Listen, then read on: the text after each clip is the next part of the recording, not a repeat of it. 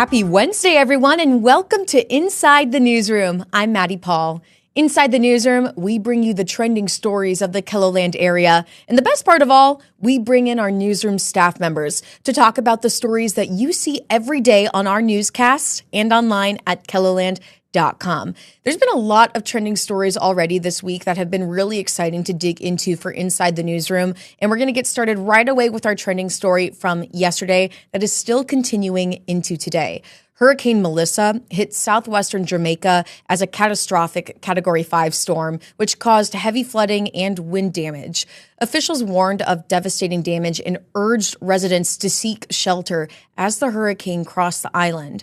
Our own Tom Hansen took a look at how Melissa compares to severe weather that we've experienced here in KELOLAND.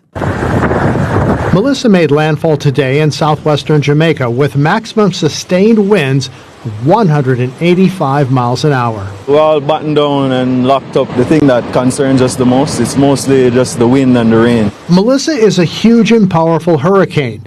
To give you some perspective, KELOLAND meteorologist Adam Rudd says the storm is as wide as a line from Sioux Falls to Wyoming's western border with Idaho. The latest update on that had maximum sustained winds of 185 miles per hour and gusts over 200 miles per hour, at least estimated around 210 miles per hour.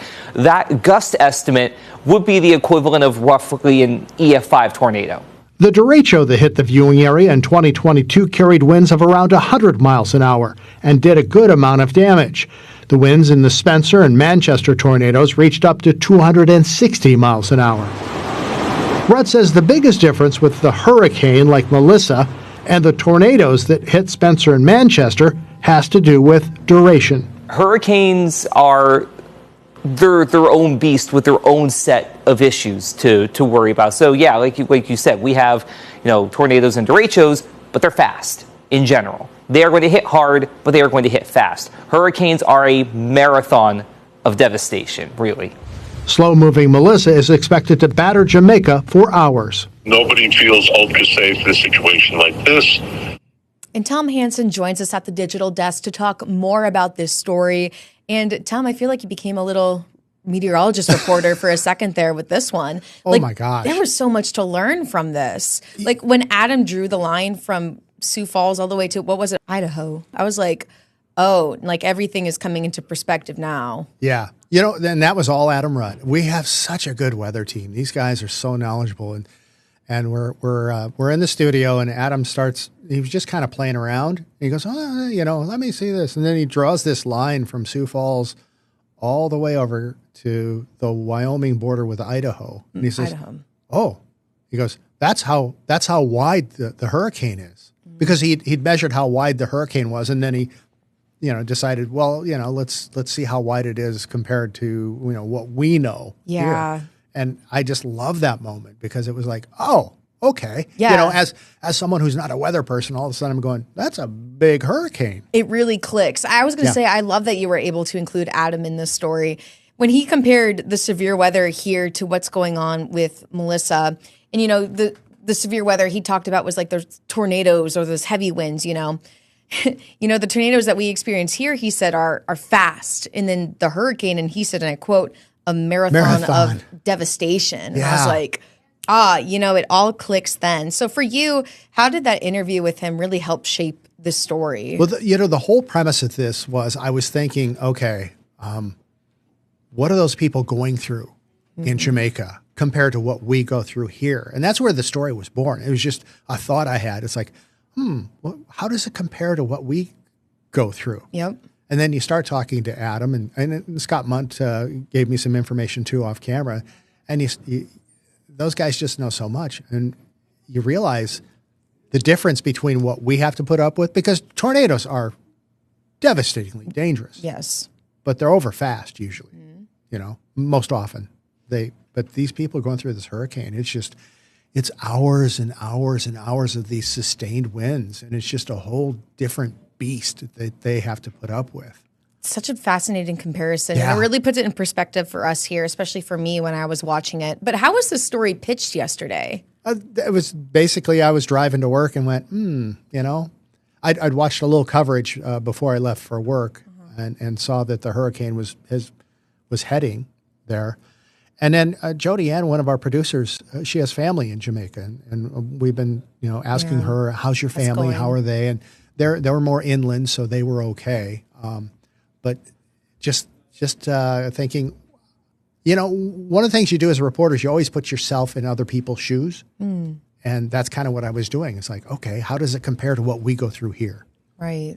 What do you hope that viewers can take away from a story like this? I hope they learned as much as I did. Yeah. My goodness, Adam was a wealth of information. It's like, I guess I knew hurricanes were big, but I didn't know they were that big. When you visualize it like that, yeah, just give me a line and I'm like, I get it, you know. Wow, very important story, especially for today as we continue to look at that devastation that's going through and cleanup efforts. But is there anything else you'd like to say about creating the story, Tom? Right away, I knew that I was going to be talking to someone from the weather department. Our weather department is just, these guys, they're so impressive. And I know you talk with them, so you know the same thing. They just really know their stuff, and they really care. And so when I needed a source, I, of course, knew that I was going to go to our weather department. So they're just great. Great teamwork, Tom. Thank you so much for sharing these details here at the digital desk. And everyone stick around, because up next we have our next trending story. We're looking at Smet, the town of Smet, and residents are facing ongoing water quality issues. That's what they're saying. So let's hear from the city, too. A digital reporter is going to join us next on Inside the Newsroom. And welcome back to Inside the Newsroom. People in the town of Smet are raising concerns over the quality of drinking water in the town. Our digital reporter Gracie Terrell dug into this issue in a recent KELOLAND.com original as she talked with residents and the city. So Gracie, as you were looking into this topic and speaking with residents, what were you hearing from them? How are they describing the water to you? They were, they have said that this has been going on for, quite a few years, but in the last year or so, it's gotten worse. And they say, when they turn the water on, it's got this like brown, rusty, murky color to it, and that it kind of has a bleach smell. So not very safe for drinking. They say it's some days that it can be, you can't drink, you can't cook with it, can't shower, do laundry. And so it's gotten kind of difficult. You can see the water there in that photo, just kind of what it looks like coming out of the tap. And so they said that it's, starting to kind of become a burden onto them, and having to, buy bottled water, go other places to shower, to do laundry, and kind of a financial burden there as well. So they are frustrated and just trying to get answers from the city and, figure out a solution. Was the city able to speak to you for this story? They did not. I reached out to, multiple city officials, including, the mayor, the people who run the water department, even the city council alderman as well. And I wasn't able to speak with anybody. I did get a statement from them saying that they do comply with the state-required monthly testing of the water, and that they've passed all of those inspections, but that they, have spent, a good amount of money in the last, year or so on trying to improve the infrastructure. But the residents say that it's, even in the places that they have improved, that the water is still, coming out that brown color and just not safe to drink and to use. And these are photos that are included in your article that are from the residents that you spoke to. Mm-hmm. But how did you learn about this story? Was this something that was just pitched around the newsroom that sparked an interest for you to uncover, or did someone reach out to you? How was that process like? Yeah, so the woman that I spoke with, Lauren Doyle, she made a Facebook post a few days ago, just kind of with all of these photos and videos and just kind of explaining the situation a little bit. And then, KELOLAND News was tagged in the comments under it. So we do look at those types of things from time to time. And it seemed like from the other comments that there were a lot of other people that were experiencing this. So we wanted to look into it, see where, if there's common threads, or if, people are if they're all living within town in a specific certain area, or, if there's issues with their own personal water. But it seems like it's kind of widespread throughout the city, and there's a lot of people who have been dealing with it. I spoke with another woman who's lived in Smet for about 14 years, and she said she can't really pinpoint when it had started, but that it's been, pretty bad on and off with good water or bad water. But in the last, year or so, it's gotten, significantly worse. And they say that it's kind of potentially maybe due to some construction that they're doing on Main Street. But they say that doesn't really kind of align, I guess, with the, amount of water issues that they've had throughout the years that is ongoing. So, and that project is wrapped up now, and they're still kind of experiencing this dirty, unclean water. And you broke down your article, like it's almost like in two halves. The first half kind of shows everything that you gathered from the residents and then the statement from the city. Mm-hmm. And then you have like another headline, not a headline, but like a little subsection, I guess, that just says water testing. And then you went down into the documents from the city that break down what kind of testing that they have done. So that is all included in the article. And why did you want to lay it out in that type of way? Well, I think just, getting the information out there about kind of how the real people that are experiencing this, what they're going through, and, the kind of, burdens or barriers that it's creating for them in their lives. That was, I think, the crux of the story there. So we wanted to get that information out, but also, a little bit of background about water testing and what they do there in Smet. They actually, the state requirement is once a month monthly testing, and they do twice a month. So they do over that limit, and from October to 24 to October 25, they tested 29 times, and one of those samples did come up unsafe. But residents are concerned that they're testing in the ground wells, in the wells that they are getting the water from, and not within their homes, and that there's an issue kind of in transit there through the pipes that are kind of in the city that they say are getting kind of old. So just kind of getting out how the testing process kind of works and what the city is doing, and then maybe some of the concerns on maybe some gaps there in that, because if the water is coming up safe in the testing, but it's clearly looking quite, not quite safe to drink and to consume and use in people's homes, then they're kind of wondering where that discrepancy is and where those kind of gaps are. So I wanted to get that information out there just to, let people know that they are testing, and they're testing more regularly than, the state requires. But, the residents are still concerned because, as you can see, the water there is still not looking great. And that photo there is actually with a filter on their bathtub. So they're doing what they can, but they're still, kind of coming up here with this, unsafe water that they don't want to drink and bathe their children in and, do their laundry with. So, did you have a goal for this story when you were creating it? Do you usually have goals for stories that you create, or what do you hope viewers take away from a story like this? Yeah, I mean, I kind of went in just hoping to try and hear from the residents and how that this is impacting them, and kind of let their kind of story drive my story. And let their responses kind of dictate kind of the direction that I go. And, I don't really try to go in to stories with any preconceived notions or any way that I think it might go. I kind of just, do the interviews and see if there are any, through lines, what is the most important information that the people that I spoke to are saying, and kind of let that dictate the way that my story is written. And what I hope people get from this story is just to see what is actually happening there in Smet, that the residents there are concerned about this, that there wasn't a whole lot of response from the city on kind of what is going on, what is attributing to the water quality there, and has been for a few years now. So that was kind of just what I hope people gain from this story, is to see what what is happening to the people in Smet and get their story out there. Well, thank you for explaining all these details here for us at the Digital Desk, Gracie. It's good to see you here. And everyone, stick around. We're going to have more on Inside the Newsroom when we come back after the break. Welcome back to Inside the Newsroom. It's getting kind of spooky. Oh, boy. What do you got planned for today?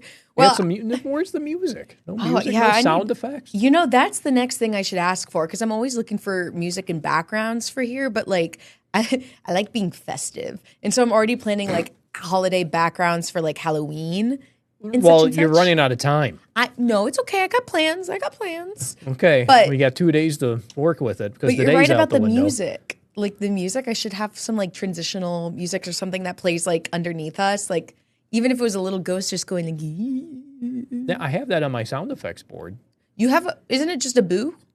No, it goes, ooh. You got to watch weather. You're not watching weather. No, I watch Whether or Not. I swear, I thought it was a boo. I'm picturing your little ghost icon that you have on your stream deck, I think, and I just keep thinking it's boo. I think it says boo on there. It does. Okay. They both do. The crowd that boos. Then I'm not that crazy. And there's a ghost that boos. A ghastly boo, I think, is what the description was.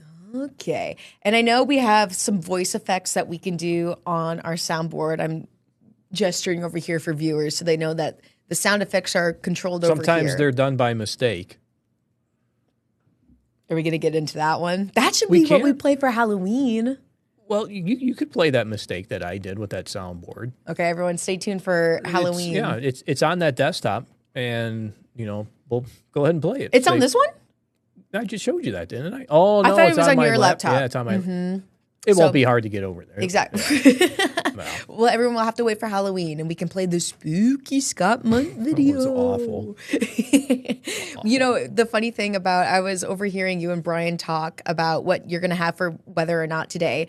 And I think you said that you talked about it this morning during one of your meetings, like frightening flurries. Yeah, frightening. And I liked that. Well, his phrase for years has been festive flurries. Okay. That seems more like wintertime, though. Well, Thanksgiving, Christmas. That's fair. Yeah, okay. Festive flurries, you could still have those on New Year's Day, right? Okay. New Year's Eve. Yeah, but for Halloween? But for Halloween, so then I said, frightening flurries. Now it's yours. You took it away from Brian. There we go. No, he'll always be remembered for the festive flurries. Okay, good. As he should be. As he should be. So, yeah, we could have a couple of frightening flurries on Halloween. Are you two going to dress up on Whether or Not? No. Why? No. We talked about this. I know. I got to make this kid understand that I'll try to have somewhat of a Halloween tie for you. Oh, okay. I will accept that. Or socks. If you have some really good socks, I'll be happy about that. Star Wars socks count? Yeah, that's okay. But you just told me what it is, so now I won't be too surprised. It's not, and it's nothing big either. So we're talking about all this programming that we're going to have, I'm going to try to find some background, some spooky sounds, maybe dress up a little bit. But on KELOLAND Plus, there will be a lot of exciting Halloween episodes to watch too, especially if you need something to do in the evening, because on Halloween, we are going to run all 3 of our Captain 11 Halloween specials. And that is starting at 8 o'clock at night on Halloween, only on KELOLAND Plus, and it's going all the way until 9:30. Scott, if you had to think off the top of your head, what years do you think the Halloween specials were? I would say late 80s, early 90s. That's actually, yes, yeah. The ones that I'm seeing is we got like a 1980s episode, so it's all kind of generalized, I guess. Okay. And then there's 1989 and 1991. So those are our 3. As a kid, the costumes in the 80s, probably the early 80s, mid 80s, the mask was like plastic and it was held on your face by like a rubber band that hopefully you didn't break because then the mask wouldn't stay on your face. And it was really you'll probably have a couple of those costumes in that 80s episode. I was looking at the generalized 1980s episode. First of all, they were playing like Popeye. Was that what that show's called? The cartoon? Well, cartoon, yeah. Yeah, they were playing that. Yeah. And I was like, I didn't know that we did that on Captain 11. But it was fun seeing all the kids' costumes because some of them had like the big like Care Bear suits on and they were like 2 years old. So you just see this giant Care Bear. It was so cute. Aww. But the costumes were kind of sick, honestly. Like they kind of killed it with that one. Okay, yeah. Sick as in a good thing? As in a great thing. As in a great thing. But yeah, this is a graphic. Trying to learn your lingo here. I'm all over the place. Yeah, there's a generation gap. I'll try to remind everybody every day about this. But yes, on Halloween, as you can see with this little graphic, we're having the Captain 11 Halloween party. 3 episodes starting at 8 o'clock at night, going all the way till 9:30. If you need something to do, I think it will be a great watch. Have you seen any of these, Scott? Do you think? I don't think so. I've seen like clips of it. Don't they do like a parade? Kids in the costumes and stuff, or not? Or they just scan the studio with the kids in the costume? I think they just scan. Okay. The 80s one I think I saw did that. Okay. Jody Staples is going to be watching this episode and he's going to be messaging me like, it's like this, I swear. Come on, guys, watch it. That's a lot of fun. That's a lot of fun. It's a lot of fun. I love when, update. So, Scott, yesterday we were talking about your annual snowfall prediction and what it's like on the website, right? Okay. And Jody, we had asked Jody, like, what does it mean? Or like, what happened? Like, what did that graphic look like before? Right. And you thought it was like confetti. And then I think at the end of the episode, you were talking about how you got covered in snow and then you would shake it off. Right. Jody said that that's what it is. Okay. That it wasn't confetti, but it would be like after a while, it would gather up. When I got it right. Yes. Let me see it. You, of course, yes, you're always right. No. Not doubting that at all. Oh my gosh. So do you have it? I actually think I do. Where it shakes it off? No, because we used a different software system that had the shake off thing. Okay. And so he was saying like, oh, I'll see what I can do. It'd be great if you could put me like in a snow globe and just shake me. Oh, I would love that. I would snow flying around. That. Okay, that's the vibe. There we go. Got my lingo back. That is the vibe. All right, Scott, we're running out of time. Anything you want to say to Inside the Newsroom viewers? Me in a snow globe would be sick. Wear it for Halloween. Is that right? Sick? Would be sick. That's when you just use tubular. That term. No, that's going back to the 80s. Yeah, what's something kids say now? That would be lit. Lit's too old now. Yeah, I don't know. I'm scared. I'm scared to say more lingo because I don't know if it's appropriate or not because I don't even know what we some better of them just are. Stop. We better stop the episode. Yep. All right. Well, everyone, thank you so much for watching. That's all the time we have now. And until next time, have a great day, everyone.